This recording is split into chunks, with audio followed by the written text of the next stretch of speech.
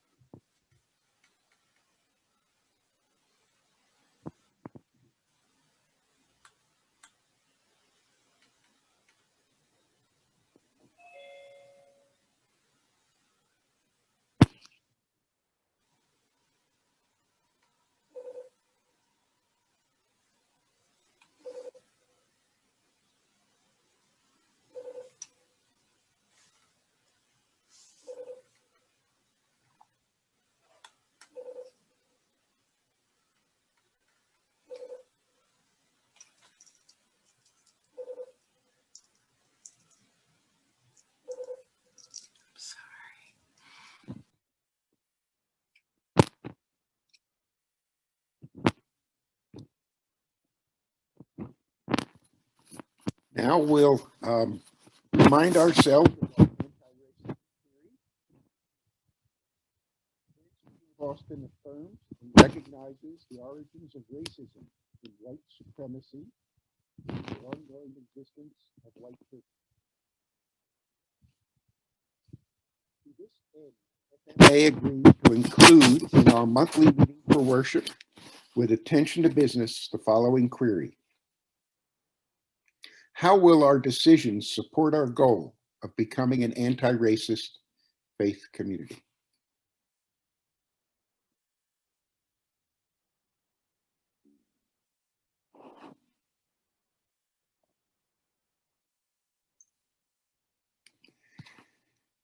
Do we have any news of ourselves or others that we'd like to share?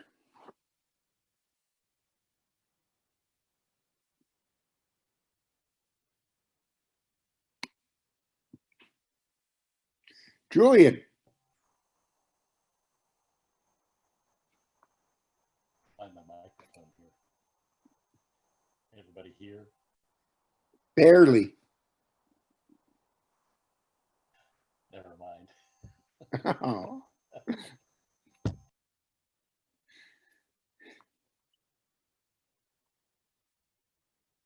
Anyone else?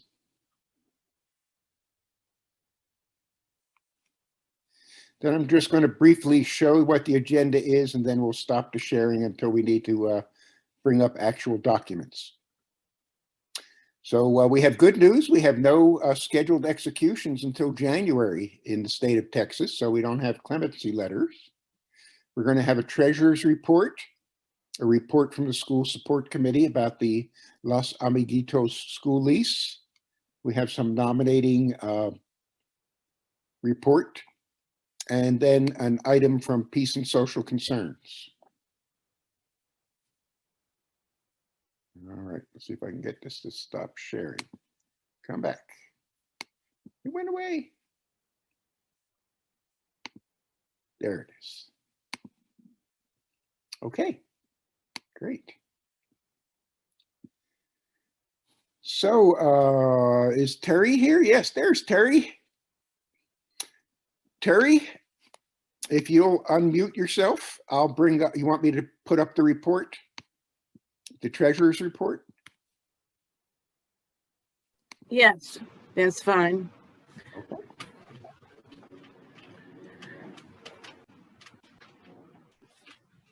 Okay, is that visible and legible to folk?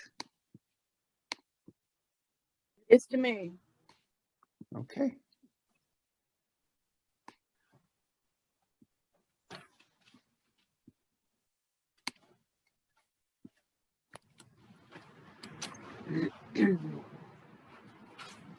Well, the whole thing's not showing. No, Can we would you like me? scroll? Are you the only one that can scroll it? Yeah, and I can zoom in and make it smaller if you want. The other way, sorry. You made it bigger.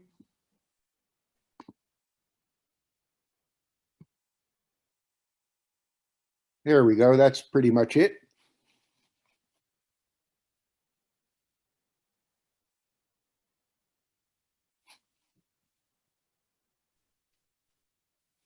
Well, we did not bring in as much as we spent, which is very sad considering the considerable reduction in expenses that we have. So I'm hoping that maybe it was just a bad time. We have not been paying the child care, and there was an interest in paying them on a regular basis, but it turns out that it's not possible. In March, we were able to pay them because they had a schedule, and one of those bill paychecks was returned because we didn't have an accurate address, so I have to sort that out. But otherwise, we don't have any way to pay anybody.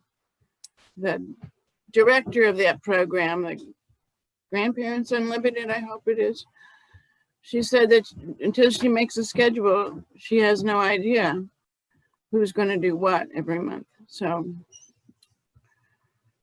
and we have no expenses for first day school, and we have none for library, although it's possible, I suppose, if they would like to get out and spend some money. The friendly notes would have been even a larger amount if I had not missed 2 invoices and just paid them today. I have not sent out the contributions to Austintown Circa, FGC, FWCC. I want to send it to Austintown Circa and South Central Yearly Meeting as soon as I can, and the FGC and FWCC by the end of this calendar year. Prison Ministry isn't able to function, I imagine, and Peace and Social Concerns expenses other than COVID-19 donations, they haven't had anything. And it's the wrong time of year for administrative expenses. I'm sure we'll get those in, and community relations is only once in a while, it seems like. We seem to be getting lower electric bills, but I really have to go through that and clarify it. And the one-time donation transfers, that's part of why we spent more than we brought in. Those only happen 1 month a year. So if we maintain the same level of expense and the same level of income, I guess we'll be relatively okay. But of course, I encourage everyone to give a little more. Are there any questions? Tobin? Yes, one curious thing I'm wondering about is if we could compare particularly the water bill from January through 1st of March compared to the water bill from, or maybe January through middle of March, from middle of March through till now, because I have just a nagging concern that if our water use has not gone down significantly, almost precipitously in that time, then we have a major water leak, which may be related to some other symptoms we're getting. And so that would be one thing to check out, because if we can save water bill by correcting it, that would be important to do. Well, I can certainly pull that together. Not right this minute, but No, that's I fine. will, Yeah, and that's it wouldn't hurt if you would send me an email with that request. Sure. So it would be last fiscal year to this fiscal year, or last calendar I'm year to just this saying calendar year? January, say, well, or maybe the average month from September through March, and then we could compare last March through September to see if it didn't go down a lot. That's the main thing. Average monthly payment for water. Good idea. I've got some numbers that I didn't email to anybody about the COVID-19 donations, though. We have received $12,160 of donations for the special COVID-19 project, which is, I think, quite significant. And so far, we've only spent $11,260 because some has come in fairly recently. There's $900 available in that fund right now. Okay. So I'm sorry. Go ahead. it's just really something that our meeting has done that. Yeah, it's been wonderful. Absolutely. I think Reuven had his hand up, and then Larry. Yeah, back to paying on childcare. Could we just go ahead and tell that woman put together a schedule and pay people? We'll figure out later, are we going to ask the people to do anything at all? The idea does come up of virtual childcare, but I think that requires a lot of thinking about what exactly we'd be doing. But can we just go ahead and ask her to, if her bookkeeping system requires a schedule, then have her just set up a schedule and we'll say, what we'd like the people to do is stay home. Well, she really just didn't seem to think she had any fair way to decide who it would be. Although it seems from the checks that we get some of them quite often. So I guess I can get back to her and try to negotiate that. But I think the point would be to be giving them the income even though they're not doing the work, like we're doing with our cleaner. We're still paying her. She does have to come in occasionally to clean, but not as frequently at all. But we're still paying her the same amount every month. Larry was next, and then Warren. Well, maybe my comments are redundant, but it's kind of a follow-on to Tobin's question.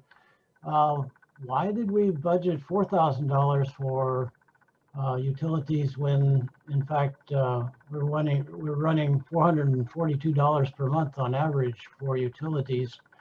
I heard Terry say that electricity is way down. I would expect electricity to be almost zero, given that nobody's using the meeting house. So can I assume that almost all of that $1,324.83 is for water? There's gas and there's trash, and there's the thing that's really quite expensive on a City of Austin utility bill is something to do with the sewage drainage something. And When I didn't say it was way down. It just seems to be down, and I haven't really studied it. I just glance at these things and I hurry up and pay them, or I hurry up and copy them into, you know, I did a little digital folder. I don't analyze them carefully every month, frankly, but I have glanced at the electric charge. And it's been down. It seems to me it's been down since we got something or other changed out that Tobin can explain better, some kind of converter or something. Do Well, we, My concern is that we should, electricity and water and gas should be very low since nobody's using the facility. There's still going to be the drainage fee. They figure that out once a year. Maybe Yeah. it'll be lower next year, but we will pull together a report on that expense. I guess I'm not And, making myself clear. I don't know how to do it actually, but I'm thinking that electricity, gas from the rest of it, they should be very low since no one is using the facility. That's and I don't know how that my concern. well, there's always a minimum. There's always a minimum charge, and we still have the same drainage fee, but we will put. I'm not talking about drainage fee. I'm talking about That's on the electricity, electric bill. water. That's one bill for electric, water, and drainage. And I don't break it down. I just plop it into utilities. But next month, I think we'll be able to present a report that gives detail on that. Now, gas, if we don't use any gas, there's still a minimum charge. well, and do we have regular thermostatic hot water heaters?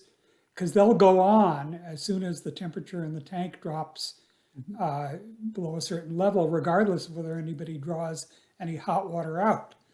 So we're maintaining the temperature of if they're regular hot water heaters. And then did we turn off the air conditioning entirely or just turn it up to 95 degrees? Yeah. You'll have to, Tobin, I hope you'll answer that. Yep, I don't see Tobin.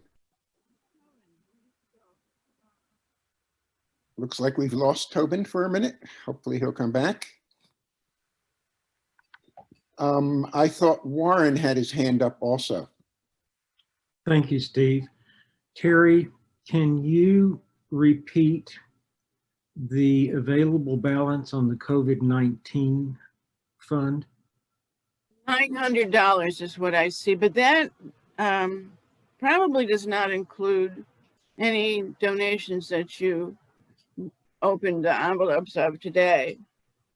Well, my records show that the last time you expended any money was in July, and that was for St. James. No, we had a $330 payment, and it was at that time that zeroed it out, but more donations came in. Then you need to send to me what that was, because on my records, I show we have an available balance of $1,230. So if you have written a check since the 1st of July, I don't have that information. Can you email it to me, please? Yes.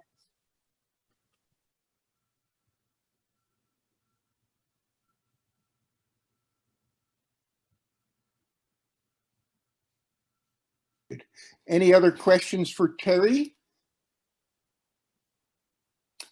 James has his hand up. Yeah, I guess this is maybe not really something for Terry. I was just curious, since I've noticed all of our expenses have dropped really significantly. I was wondering if the same thing might be true for South Central yearly meeting, if they are not having in-person meetings, and whether they would need their regular sort of $6,000 contribution this year if they're having lower expenses like us. I think Liz would like to respond. It's uncertain as to what will happen in the future. The major expense that the yearly meeting has is yearly meeting sessions. On the other hand, we did pay in the last year for the staff. We did almost $3,000 for the staff that was scheduled to go in. That came out of the yearly meeting budget, not the because we didn't pay anything for yearly meeting in the spring. We paid minimal amount for yearly meeting in the fall just now. I have no idea how much came in for that. I know I didn't send my check until I was sitting in front of the yearly meeting Zoom. So I think it'll be a while before we'll know what we collected. We still anticipate having to pay something, even we may not be able to get out of our original contract in the spring, which would mean we'd have to pay something. And the yearly meeting really does need the funds. So I'm sure we're encouraged by their finance committee to continue to pay in. And certainly it's not urgent, but I think, it would be good for us to keep up that practice. Believe me, they'll share the money if necessary with us if we're really in need. But we're one of the most wealthy meeting. We are the most wealthy meeting probably in the yearly meeting. So we should continue that practice unless there's a reason why we don't have the funds at all. Thank you, Liz. We did pay the assessment or the donation last spring, definitely.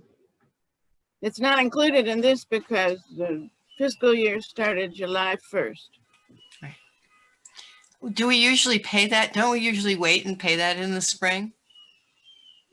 But I was thinking that there's more activity in the fall now than I was aware of before.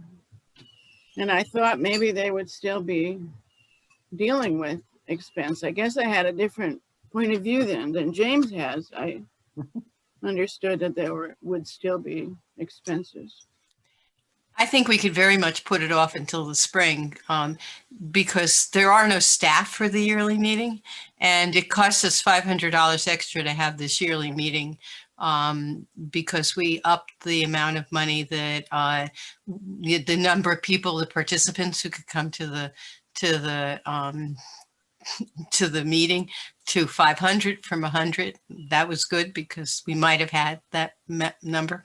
But that hopefully will only cost us the 50. Did I say $500? I meant $50.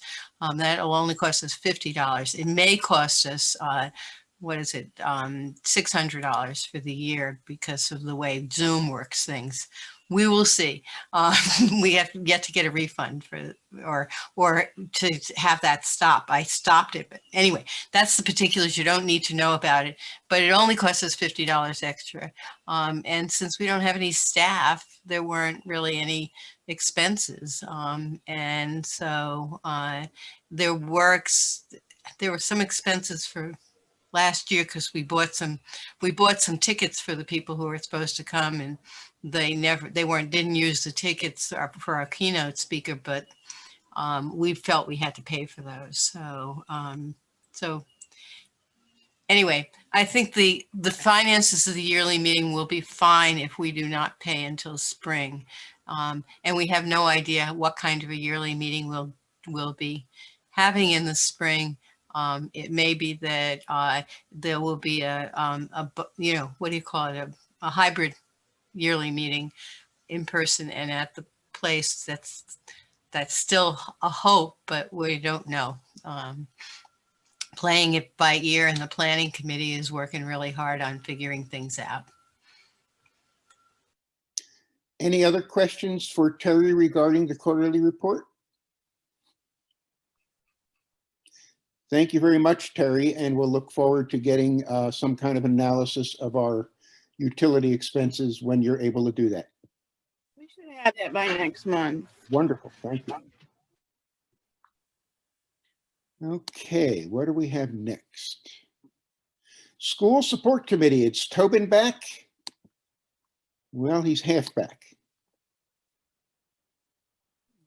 Tobin, can you hear me? All right, we'll move on and hope Tobin can get fully connected very shortly. Hang on a second here. Then we'll go to the nominating committee. Even if we can't hear Julian, we'll put it up on the screen.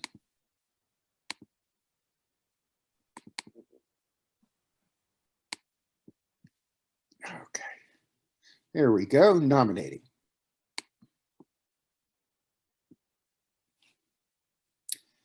You're going to type it, okay.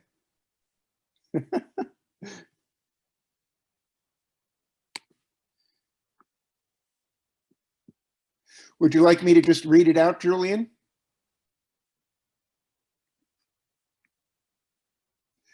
Okay, so we have a second reading for James Fuller as associate clerk, and all the terms for the nominating report are through August 31st, 2022. And we have two first readings for positions of service: Hannah Zeck in adult religious education and Liz Yates, excuse me, worship and ministry. And I guess, Erica, we will need a... Yes, I've got 2020.10.01. On second reading, Friends Meeting of Austin approves the nomination of James Fuller as associate clerk with a term ending on August 31st, 2022.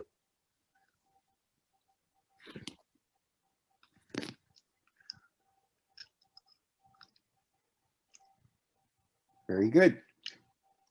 Thank you, nominating committee, for continuing to do that hard work. I still don't see Tobin able to speak to us. If he's unable to, I have an email from him that I can bring up, and hopefully we can deal with the issue with Los Amagatos. But there was a forum today with Peace and Social Concerns, and I think Jim would like to fill us in on what's going to be on in the Friday meetings over the next few weeks in relation to some of the discussions in that forum. Jim? Thank you. Thank you, Steve. So at our forum this morning, we spoke about the peculiar and distressing position we find ourselves in with regard to the election calendar. We're just days away from early voting, weeks away from Election Day, November 3rd, and some months away from January 20th. This morning we shared some material from friend George Lakey, as well as some announcements of upcoming training in nonviolent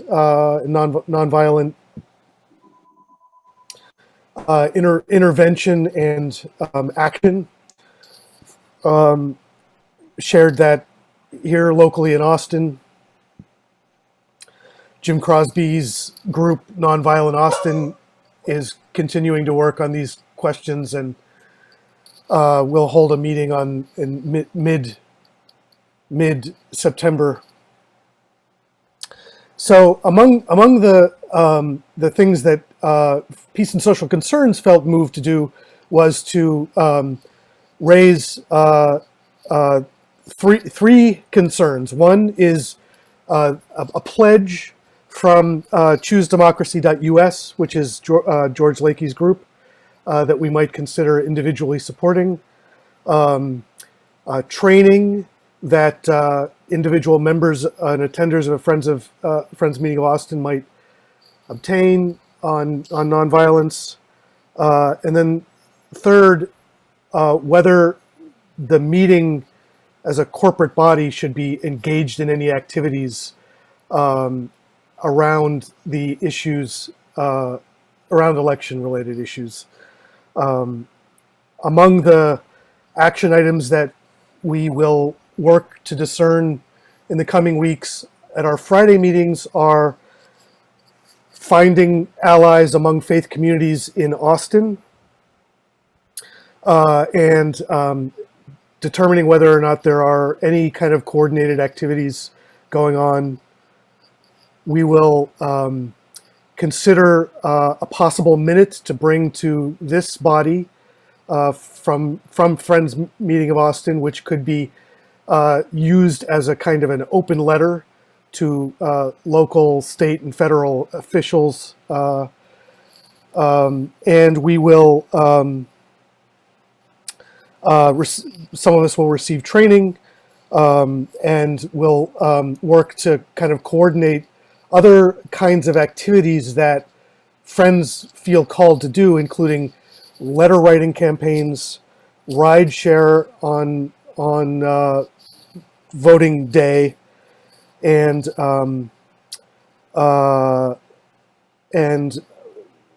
what other activities we may be we may be called to do between now and the election, and also in preparation for the what you might call the interregnum between the election and the and January 20th. These are unsettling times. It's important that any reaction, involvement, etc., on the part of Friends be nonviolent first and foremost. But there have been suggestions that Friends begin planning to march because we may well need to engage in some activities in protest. And so I'll leave it at that. There is a possibility, I think at this point, this is sort of a heads up, that we may want to request a called meeting to consider a minute between now and the election. There is that, the minute of that, the text of that minute has not been written. What we're hoping to do is to call on our elected officials in concert with our faith community to commit to resisting any undemocratic attempts to maintain illegitimate holds on power, to peacefully protest against attacks on the democratic process, and any attempted subversion of the function of our democratic state. So I'll leave it at that. The forum this morning was recorded. It'll be up online. We'd invite you all to come to Peace and Social Concerns this Friday and subsequent Fridays, where we'll reflect on the trainings that we will have experienced, compile a list of faith communities we should be reaching out to, and begin considering what a possible minute might look like. And with that, I'll mute myself and see if there are questions.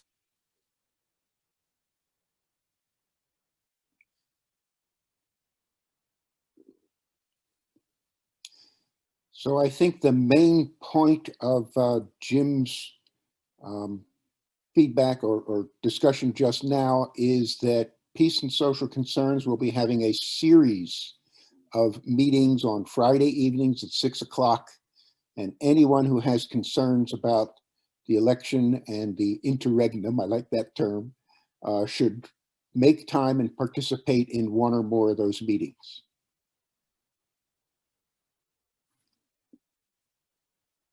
Any questions or comments for Jim?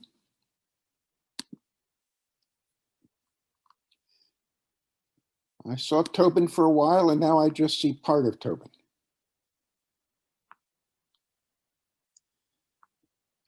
Tobin, can you hear us?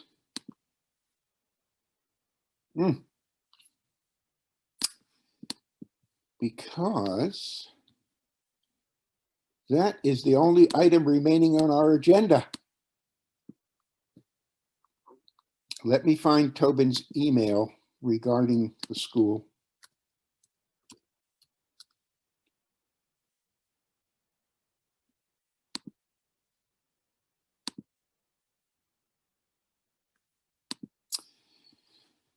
Let's take a minute for a little reflection, and maybe Tobin will join us. If not, I will read you the email so we'll have the substance of what's going on with the school.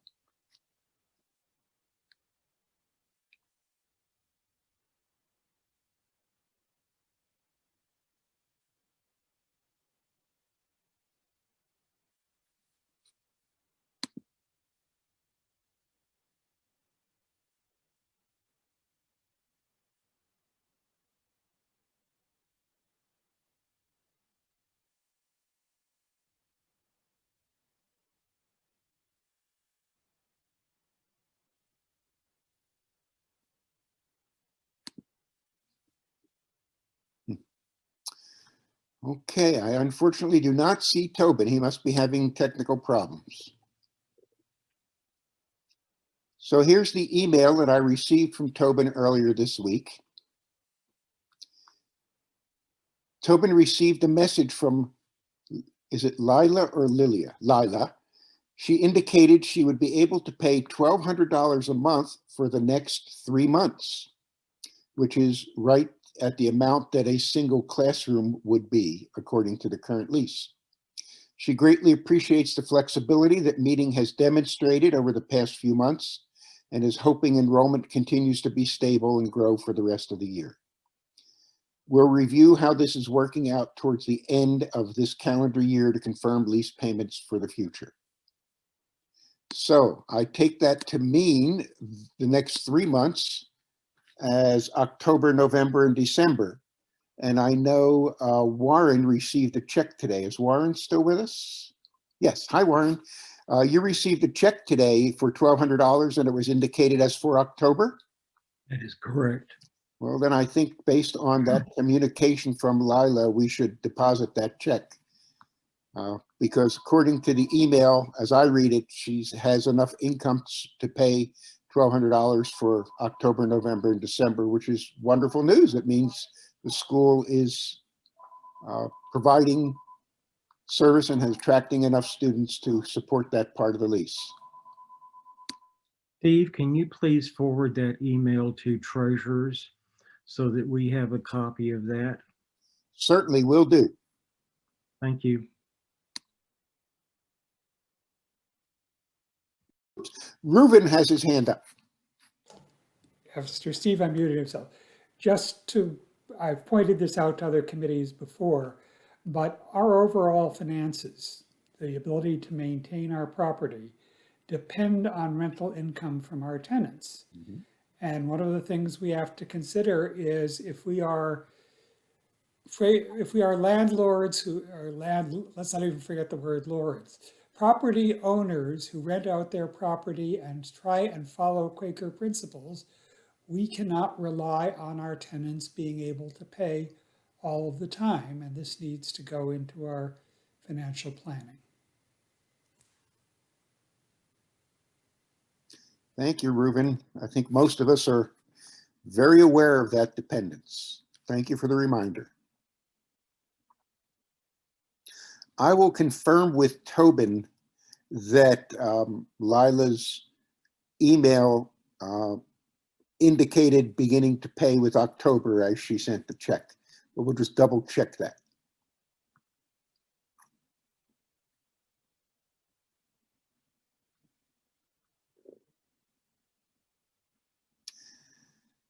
Does anyone have anything else that should be brought before Meeting for Worship with attention to business while we're gathered here?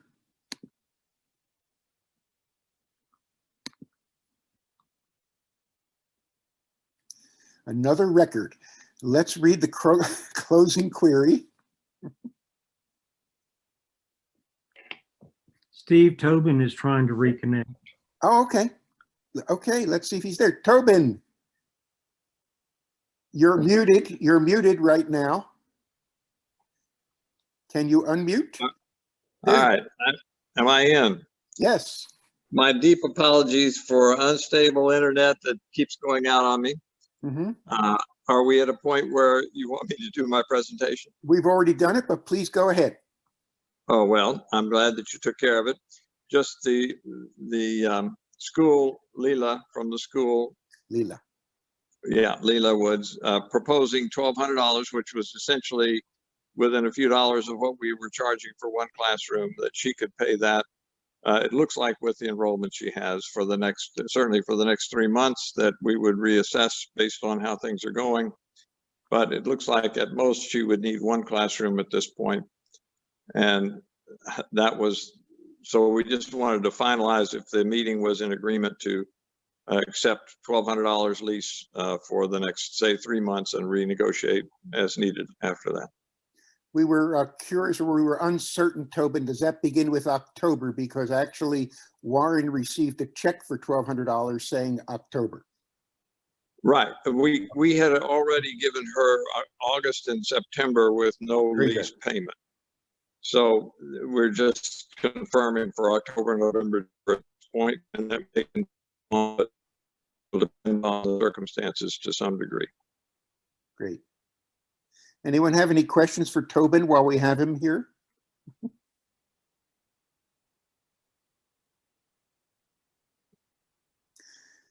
And then I sense we are in agreement that we will accept gratefully the payment of $1,200 a month for the next 3 months, and hope that the school is able to continue providing service and maintaining that level of lease payment. Does that need a minute? I think so, Erica. Okay. We'll give you a little time. After that, May I just say that I'm glad to hear her name is pronounced Leela.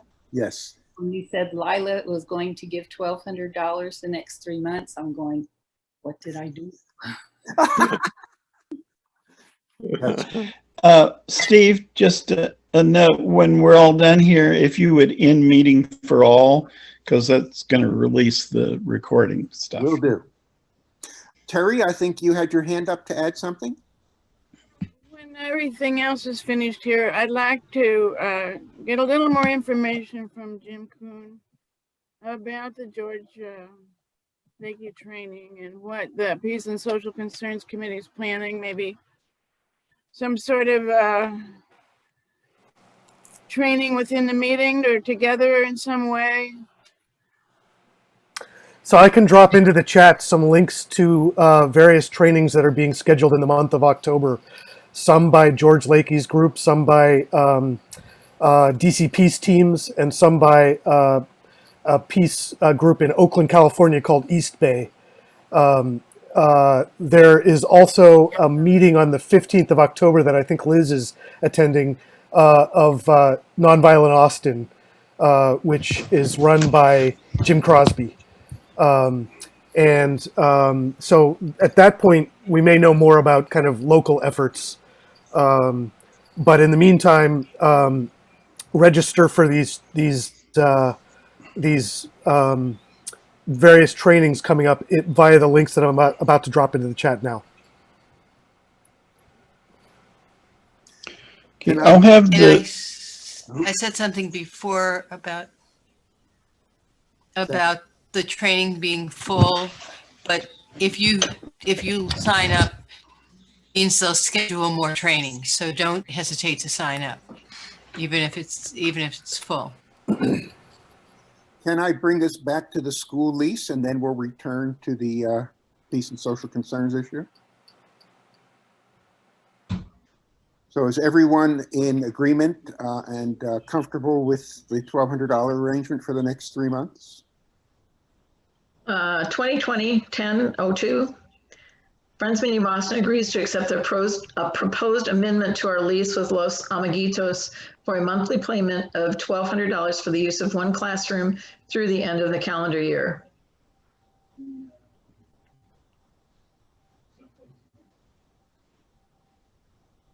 Very good. Thank you, Erica. On the issues that Peace and Social Concerns Forum held this morning, Jim, I would hope you could add something to the Peace and Social Concerns webpage with all those links. Will do. And try to get it so that it displays without having to click. So that Yeah. If you need help with that, let me know. Thank you. Okay. Julian, did you want to say something? No. Okay.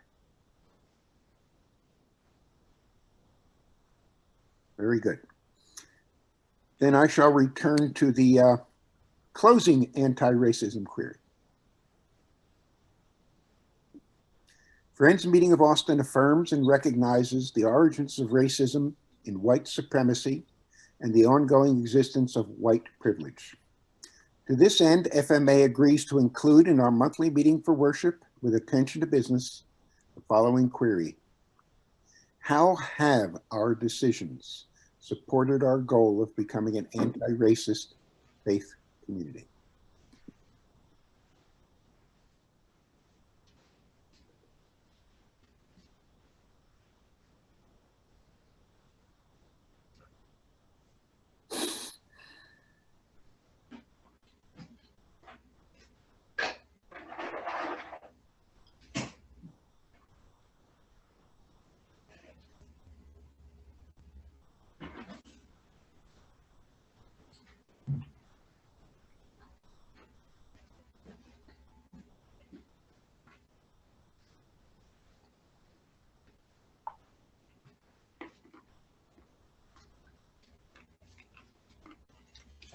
Jim,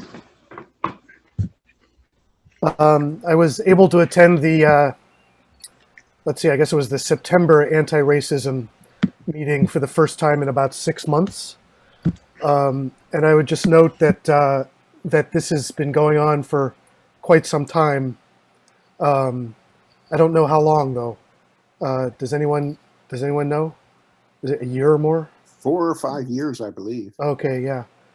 I mean, it's certainly one of those sort of things where it requires that ongoing work. What it's not a once and done kind of thing. So I hope to join the October one as well. But I mean, this commitment on the part of the meeting to hold this monthly session for years is inspiring.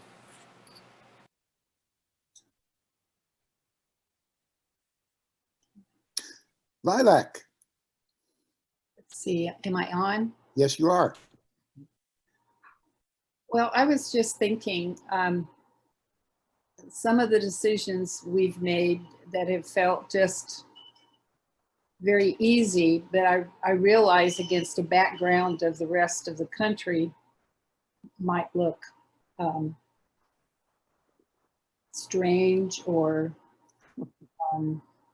overly brave. It's the way we've welcomed other communities, other cultures. I hate to use the word race because I don't think there is such a thing. We've made that, but we try to treat with respect our Muslim friends that meet here, and our child care workers, our cleaning lady, I would say, for want of a better word. Just the normal type relationship you would expect between human beings when you are considerate of each other. Like continuing Candelaria's pay and the child care workers. I think we shouldn't avoid noting to ourselves when we've done something well. And I'm sure there's other things that I don't even know about, you know, where in our relationship with the rest of our community that we have been anti-racist or normal.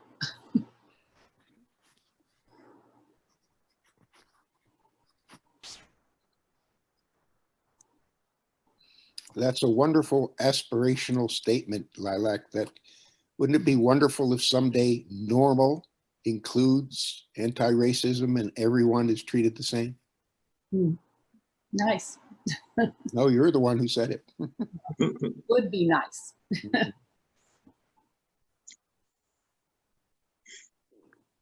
Tobin. It occurs to me that one reason why we may have had a somewhat lower level of donation to the meetings is we had some $11,000 going towards the peace and social concerns, and I think that's an appropriate, relevant, and realistic choice that people are making, and it's very, very impressive, and I think it supports our goal of supporting those who don't necessarily have the support otherwise.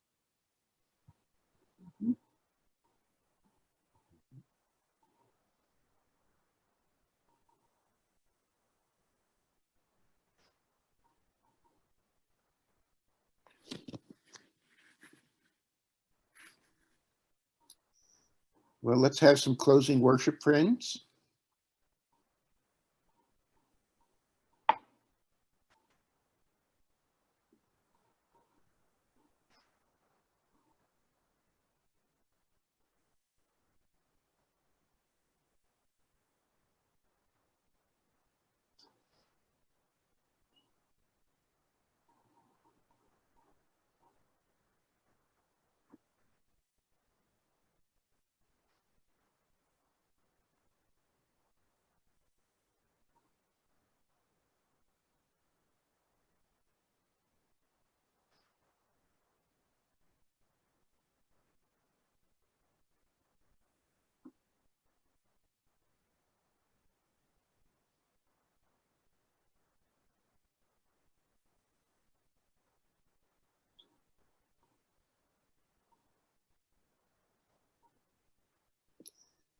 Thank you all and go in peace.